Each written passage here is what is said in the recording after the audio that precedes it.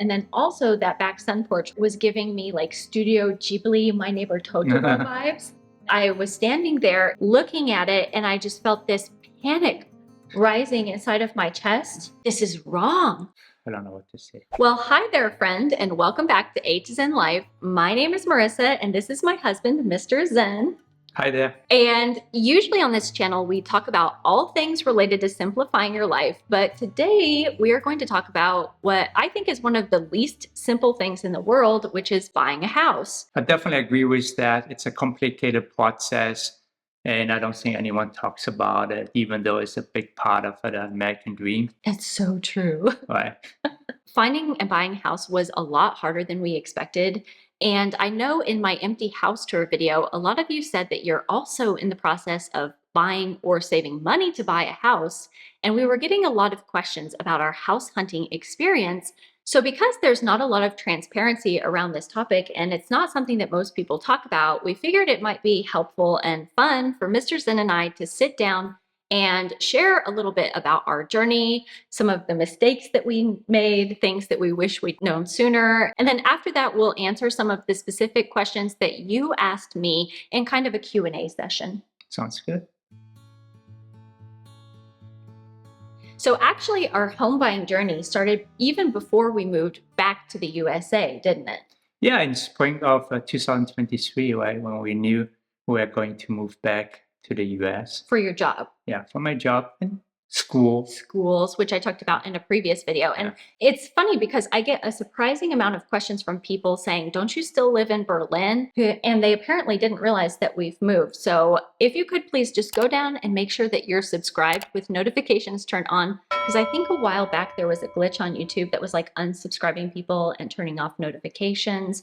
So if you haven't seen the updates that we've been sharing for over a year about our move, definitely go down and check that out. So originally, I think we were casting a pretty wide net and looking at a lot of suburbs around the Chicago area because we weren't quite sure where exactly we wanted to be, but we knew a general area. That's right. And I think that was a good idea in a sense, right? Because you get a more feel for the home prices as you continue the process. Well, automatically you will narrow it down into areas that you like more. So schools, location, what else? Amenities. Ease of getting to work. He works in the city part-time, so we wanted to be close to a metro where he could get into the city easily on the days that he has to commute. That's right. And then, of course, price matters too. Certain suburbs are a lot more expensive than others. So true. Right. Do you know the Home Alone house recently was listed for over, I think $5 million? Oh, wow. In the Chicago suburbs? Yeah, that appreciated a lot, right? Yeah. I think once we were living in the Chicago suburb, that's where we get more into the true likes and dislikes where we wanted to be. Once you live in the area we were renting. After we had been living there for an extended period of time, we really liked our school district and the boys really didn't want to move again. So then that kind of narrowed down our search into we wanted to stay in the same school district. I think we have to come back to the drawing board and figure out the location, the school district, the maximum square footage, minimum square footage. Yeah. It's so easy to find houses between 4,000 to 7,000 square footages. In the US, right? I mean, the suburbs at least, right? Yeah. You're more likely to find a house that's 5,000 or 6,000 square feet than you are to find one that's like 2,000 square feet. Right. And then the houses with the characteristics that we were looking for, right? It's mainly all these bigger ones, and we knew we didn't want to have such a huge house, right? And also, what's your budget for the house too? Of course, being disciplined around the budget is key, right?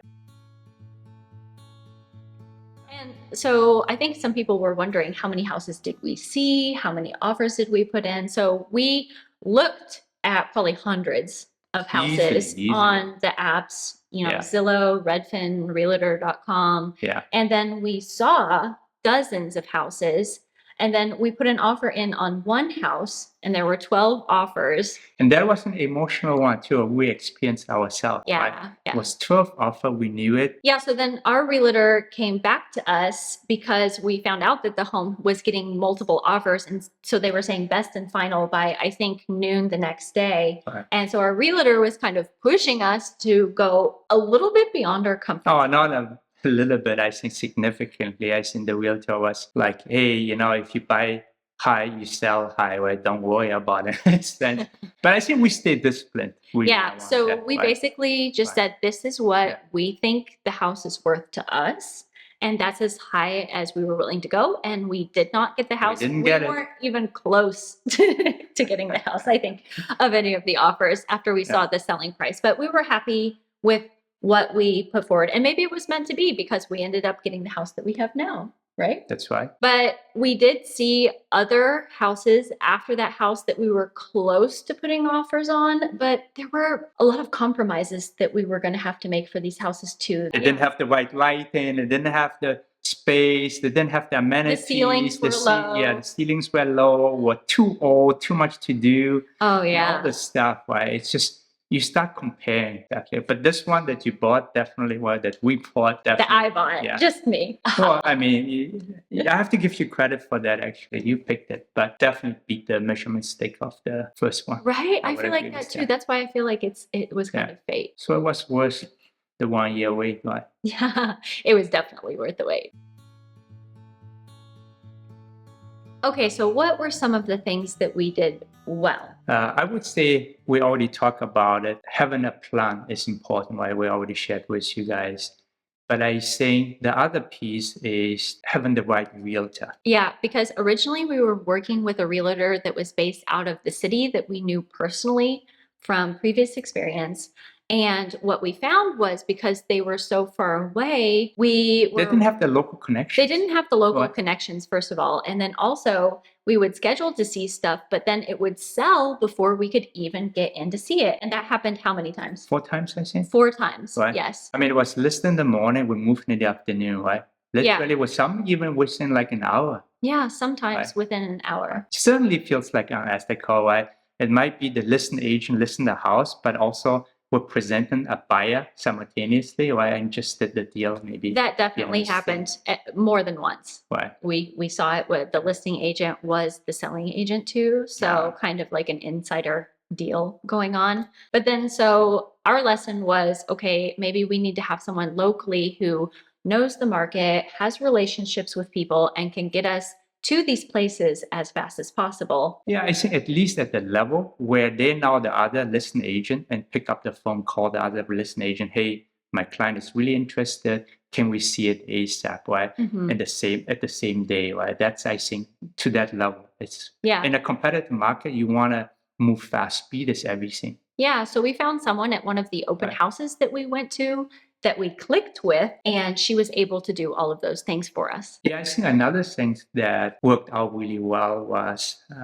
we are mostly in agreement what we like, but there are times where you were drawing to something that I don't think it's very rational or vice versa, and we were able to pull each other away from it while not making a big mistake. I think that's important. I think I tend to sway towards the more emotional side, and you tend to sway towards the more rational side. Yeah. And sometimes it doesn't make sense from my end, and sometimes it didn't make sense from your end either, too, right? Because it's not just about a house. To me, isn't just about investment, right? It's also a place of peace and your sanctuary and a place to raise your family. And I totally agree with you. I think yours probably makes more sense, where the sanctuary, the peace, the family place. I'm more thinking about, hey, resale value, right? I mean, he's the numbers guy, the numbers guy. So I want to make sure, right, what we invest with someday we'll get it back. So between the two of us, we make like a whole entity that can make good decisions. I think we balance each other well. I would agree with that.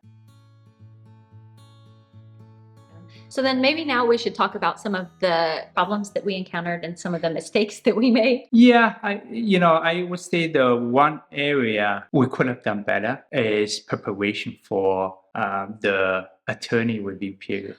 Oh, that was so because stressful. Because it's such a short period, where you literally get 1 week. When they say like X amount of days. It's like business days. Yeah. So you have to take into account that there's weekends and holidays. Right. And I would say if we had lined up all the inspectors, for instance, main inspector, roof inspector, and the sewage and etc., all these key inspectors, I think it's critical to line them up in the anticipation that you will find a house and buy it instead of doing it after you are actually under contract. It will save a lot of trouble and allow you to move in fast and utilize the 1 week that you have, which is very, very short turnaround. It's critical. And what we found was we thought that it would be fast to find these, inspectors and They're people very to come busy out. in this They're market. so busy. I mean, they have more to do than they can handle. Yes, they turn Right. away business because they don't have a lot of time. And that's another place that our realtor honestly really shined, because she was able to make us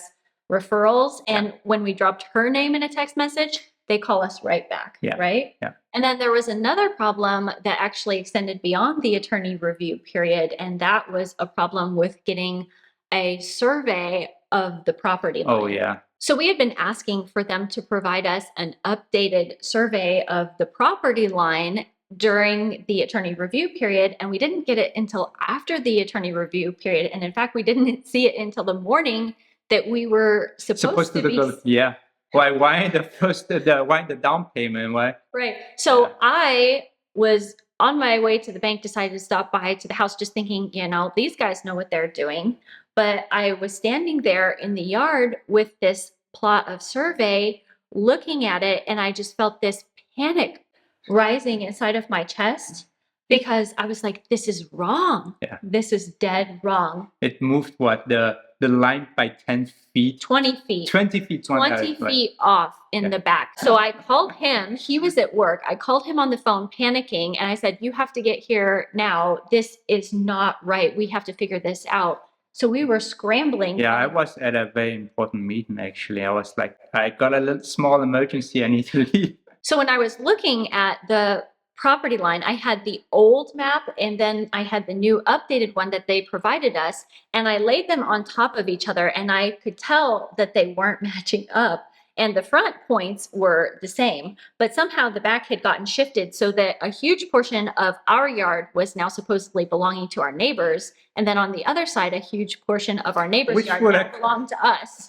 That would have cost like a neighbor war. Yeah, like property wars, That's right? it, yeah. So I was out there literally with some Christmas string, kind of trying to draw out the lines, map out the lines of where they were saying these supposedly property lines were, to send to my realtor and to our lawyer to say that this is not right, and we need to get someone out here to look at this as fast as possible. Well, the seller had to send out their contractor to withdraw, right? I mean, this is something definitely on the seller side. Well, they were trying to pressure us just to move forward and they'd fix it afterwards, which you do not take that deal. Yeah. So they sent out the same contractor, except his boss came with him this time, and they admitted that there had been a mistake made, and they did correct the survey, but that was incredibly stressful.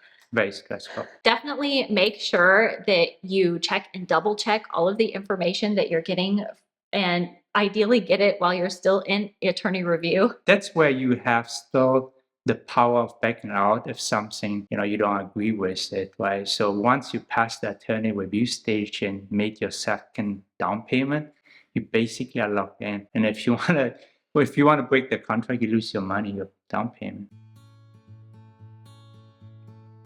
Okay, so moving on to some of the questions that you asked us. The first question was, do you miss your house in Europe?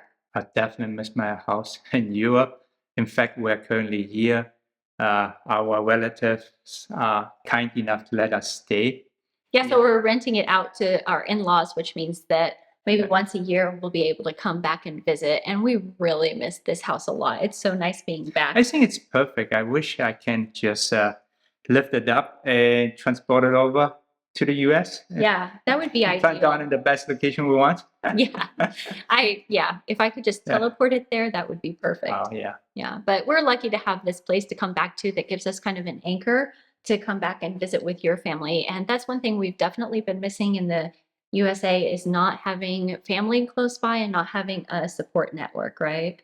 Yeah, Okay, so the next question is, what were your must-haves and your deal breakers? And so for this, I want to pull up the actual new house wish list that I wrote on the notes app of my phone, where you and I sat down and we literally wrote out our top must-haves. Do you remember them? Can you give me a hint? Number one, high ceilings. Yeah. Lighting. Right? That's number Natural. two. That's Yeah, yeah, number yeah. two. Yeah. Good. Location, right? Yeah, so number three on the list, because it's not in any particular order of like importance or anything, was For me, it is number one though. location and school district, Yeah. because we not only want to be in the boys' school district, but we also want to have a good location within that school district, That's right? right. And then good kitchen space. Now, notice I didn't say, open kitchen space or dream kitchen space, because I was willing to do a little bit of work if we had to. What we've seen, those that we've seen where there were some were flips. Yeah. A lot of the ones that we saw, the price would be high and the kitchens would be renovated, but it wasn't really to our taste. Yeah. And it also didn't feel really high quality. Quality right? was a major issue, I think. Yeah. With flips, definitely quality is a major It issue. meets the eye, but not the touch, right? Quality. When you touch it, it's like really low quality. Oh my gosh. Apart in 2 years, maybe. We saw some kitchens where it was like gaps in the cabinets, or like holes in between the floor and the cabinets. So definitely there were some questionable quality issues going on. So the main thing I think was to have a good space for the kitchen. But I'm really happy with the kitchen that we got. Yeah, I think it's turned out really well. I think it's so charming. And then also quiet street.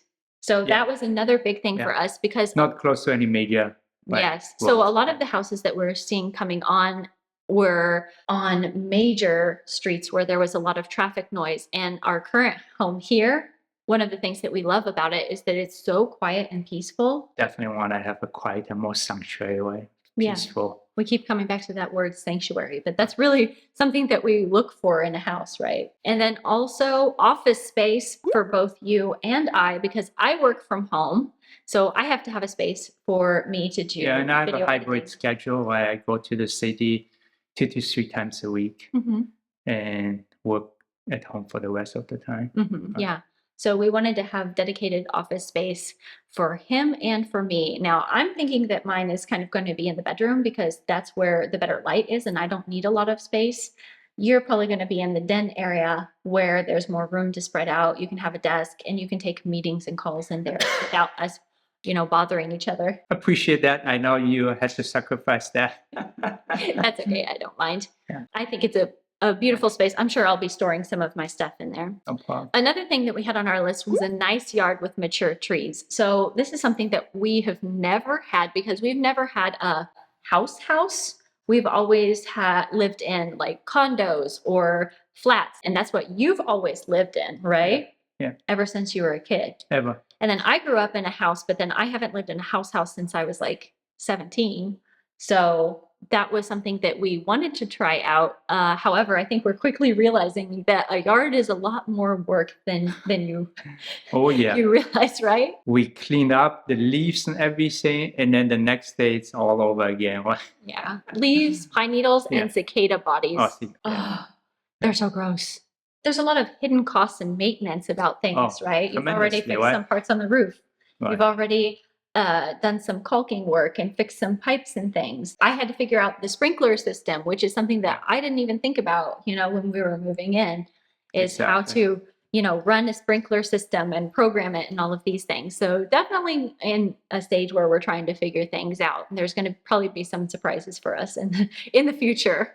And then the last thing on this list, I think, of our must-haves was you really wanted a basement for the boys to play. Yeah, I feel like we need to give them some autonomy, and a basement is an area, right, where they can go wild. It's their space. It's important. Fun space. Right? It doesn't have a basement, but it has a lower level with some. I think it's even better, to be honest, right? It has the space. And it has windows. Like a lot of basements that we saw didn't even have windows, or if they had windows, they were subterranean. I was counting. I think that room has 10 windows. Yeah. Yeah, It's a beautiful area. So Yeah, we plan on putting a ping pong table down there. So I think for that we sure. did really well. We didn't get your basement, but we got something even better. Someone asked, you said this house is in your dream neighborhood, and they wanted to know why. I found this neighborhood that was so cute, and I was instantly in love with it. We went to play at the playground and walk around there.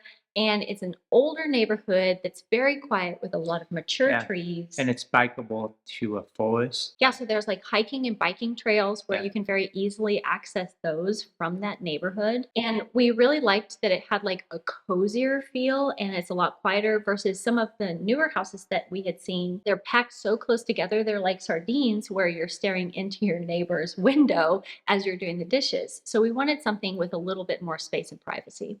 right. And this house definitely offers everything, right? Another question that we got is, are you both the type to get chummy with the neighbors or keep your distance? So I'm definitely the type to get chummy with the neighbors, and I've already met a bunch of the neighbors. So I went over to introduce myself when I saw one of the neighbors next door outside doing yard work and chatted with Yeah, them a little bit. that's definitely you. I'm antisocial. But then I kind of pull him along. So then I also Yeah, had gone to some other neighbors' houses because there were a lot of garage and yard sales in the neighborhood, which I think is very common for US suburbs in the summer is people having yard and garage sales. So it was kind of a really nice way to meet people and then also look for things that we need for our own house. I think give it a month or two, should probably know everyone by first name. I think it's important to know your neighbors and just, be able to reach out to each other if something is going on or to check in with each other. It's a really good way to stay on top of what's happening in the neighborhood. So I would say that the next question is probably one of the most common questions and maybe even criticisms that we got asked, and also that I saw people commenting on our empty house tour video. And that is, why would you buy such a large house as a minimalist? And I think, especially from people in Europe who are watching, that they feel like our house is really I huge. I think the high ceiling, the lighting makes it appear a lot bigger than it is actually. I would say it's somewhat bigger than our home here in Berlin, but not significantly larger. It's probably optically because of the height, the lighting, the layout, right? In the It center. tricks people, It right? tricks It people, actually right? only has it has the same amount of bedrooms that we Yeah, have here. It yeah, has two more bathrooms, but they're not even huge bathrooms. And then it has the lower level, and yeah. then it does have garages, which we didn't have here, and it has a yard, which we didn't have here. The ceilings are Yeah. higher than this. We measured them and they are higher. So I think the high ceilings are definitely making people think that it's larger than it is. And once we get furniture in there, because it's empty right now, that also gives a sense of spaciousness, because there's nothing to compare it to in terms of perspective. I think then that will help make it feel a little bit, cozier. Yeah. And one thing I want to say is that I believe minimalism is deeply personal to each of us. And it's all about making more space for the things that matter most to us. And if we could have found a smaller home that checked all of the boxes, we would have happily bought that house. For our must haves, Yeah, it was right. really, really hard to find. Yeah, I mean, they're all between 4,000 and 7,000 square footage, right? I mean, this is probably the smallest. This is one of the smallest houses Yeah, that we looked yeah, at. It's yeah. really hard to find a house that checked all of the boxes for us in the neighborhoods that we want to live in because there are not a lot of options for, smaller size houses in this area. And one of the mindset shifts that I've talked about in past videos about minimalism and saving money is this idea of building a priority pyramid. And our wish list was like a priority pyramid when it came to us. And when push came to shove, square footage was not the most important thing. Agree. I think we had to compromise, right, Mhm. on that. I know that one of the things that I've said when I've been interviewed for articles about minimalism in the past is never shrink yourself to fit into a box that's been built around someone else's idea of minimalism. And I think that we really live according to those principles. Yeah, fully agree with you, Marisa. I think for us, minimalism is not about small house versus big house or having a certain aesthetics. For us, it's a belief system and a tool to achieve our goals and objectives Build the life we want, right? and build the life we want. Exactly. So the next question that we got a lot was, do you think a big house will attract more clutter? I don't believe so. our Berlin home is evidence for that, right? Mhm. We didn't clutter this place. Yeah, I agree. I think that we've gotten past the point where when we see empty space, we want to fill it up, which is how a lot of people feel when they think about decorating a home and designing a home. So we prioritize space over stuff. For us, that is more desirable. Right, and I think that is really the guardrail, right? When you know what you really want, definitely appreciate space. That's why we'll never clutter our place. Mm. I think one thing that we do well is that we don't shop a lot. Like we really buy things based We on don't what we have. enjoy shopping. I I mean, really come on, what you talking about shopping? We don't go shopping. I don't even enjoy shopping. We don't just go shopping for fun or for pleasure. It's really when we That's not need our pleasure, something. right? When we like to go for walks, going to the forest, go for bike ride, kick the ball around. Yeah, so we really just go shopping when we need something or Absolutely after need we've thought something. about something for a long Yeah. period of time. Another thing that I noticed that people were saying a lot is they were criticizing me for being excited about storage space. But first of all, I think that like storage space is exciting. Like even as a minimalist, if I don't have a lot of stuff, I'm still excited about storage space because I know that then I can have less visual clutter out because I can put it away, right? Both you and I are crickets. If you are familiar with the clutter bug organizing type, both Mr. Zen and I are crickets, which means we like to have our stuff hidden out Put of away, sight, right? right? Yeah. So we don't even have to have a lot of furniture throughout our home if we don't want to because we already have so much built-in storage. So that's why I get excited about storage space. It's always good to have a place to put things away, I would say, Yeah. out of sight. Yeah, it's really nice to Right. have It's a options. system in a sense, right? Yeah. Isn't it? Yeah, totally. It's all about keeping a clutter-free home is all about building systems once you declutter that will help you keep the clutter away. So the next question was, why did you decide to buy versus rent? I would say we plan to be in our area for long term, right? So it was a easy investment decision, certainly in that we have control over our, future, right? And not, relying on a landlord when to raise the rent price and etc. When you're renting, there's a lot of things that are outside of your control. We already had a bad experience when we moved where there was a mix up with the contracts Yeah, and we had to vacate our apartment in one day. that's true. So That's when right. that kind of stuff happens or when your landlord decides that they want to raise rent Yeah. 20%, Yeah. as a renter you have very little control and there's Yeah. not a lot of rental options in our area in the first place Yeah. because it is like a family suburb. And then something else that we did is we actually looked at some online calculators that compare renting versus buying in the particular areas, and they look at things you might not think of, like the cost of homeowners insurance versus the cost of renters insurance. Yeah, how much down payment, right? And the interest Appreciation. rate, by appreciation, exactly, all these factors. Yeah, so I will make sure to link some of those calculators down in the description box below for you to check out if you're interested in trying to figure out if buying or renting a home is better for yourself. Okay, so this person asked, how did you know that this house was the house? So I think that we felt a very positive vibe when we Zen walked vibe, probably, right, in your a terms. very zen vibe when we Yeah. walked into the house. And then also the previous owners had been living there For for 30 30 years, right? years. Yeah. That's a green flag to me. When somebody lives at a house for such a long time, and I think that we saw a lot of homes that were getting bought and sold a lot, Like every 2 years, right? every Right. year or every 2 years. Yeah. And that for us is maybe a red flag that maybe that house or that neighborhood is not so good. Absolutely, right? And I think, the belly feel is important when you go and see gut the gut feeling. feel, right? It's just called a gut feel, you see. Yeah. Um, Go with your gut. Go with your gut. I think it's very important, right? I think in this house, the previous owner took great care of it. You can definitely see the love they put in the house. So much love. It just has so much love. I could feel like poured into it. I'm actually getting emotional. So like for me too, also like crying over a house.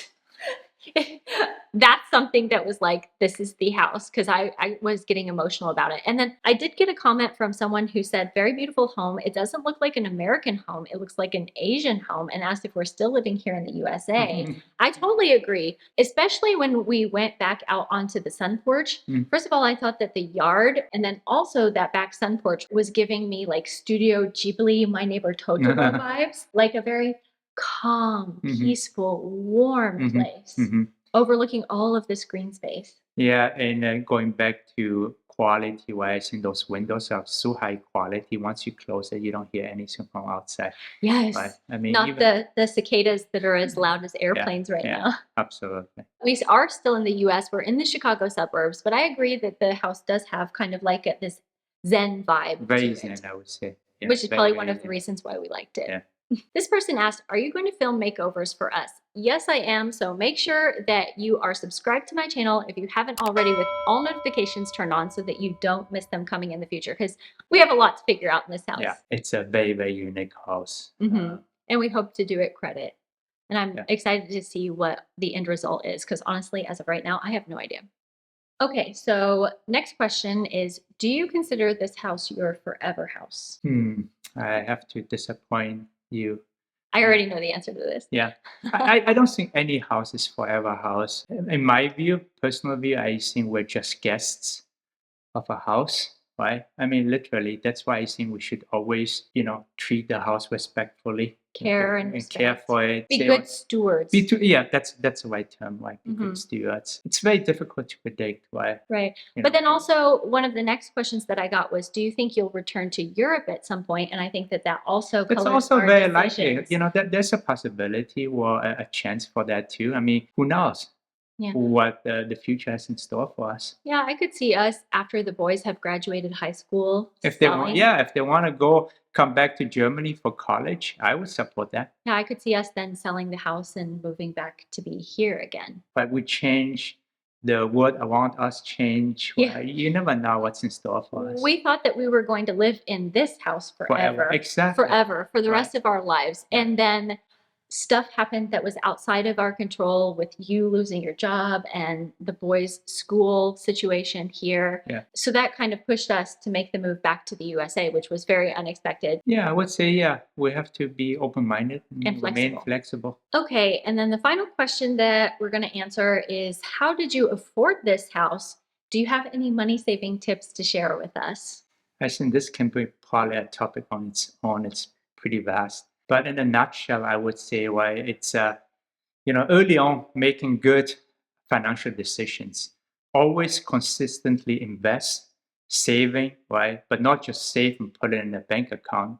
Literally continuously invest. And I would say, like, we've been doing this together for 15 years. And then even before we met each other, Yeah. we were, saving on our own. I've been always doing that. It reminds me of the story about Chinese bamboo, because in the first 4 years of the bamboo growing, it's underground and you can't even see it. And it's like it's not even there. But then in the 5th year, that's when it shoots up above the ground. It was 80 feet or so. Yeah, something like Yeah. 80 feet in a matter of weeks. Yeah. And that's how it was with us. In the beginning, we were saving, and investing, and it doesn't feel like it's Yeah, a but the huge effect of difference. compounding, right? The compound effect Yeah. over time of all of these habits and behaviors related to minimalism and frugal living and saving money. That allows us to save the money and invest the money, right? And those money compounded year after year, months after months, day after day, right? Yeah. And over time, I mean,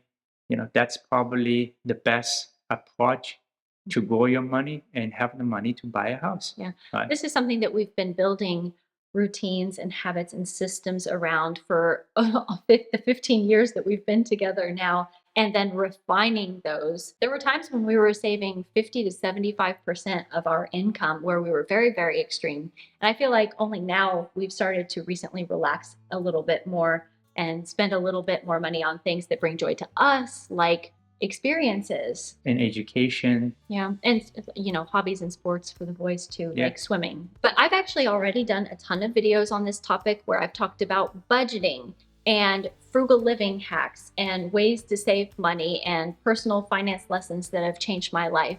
So if that sounds like a topic that you would be interested in, make sure to go check out one of these videos that I've linked over here, or I'll see you next week.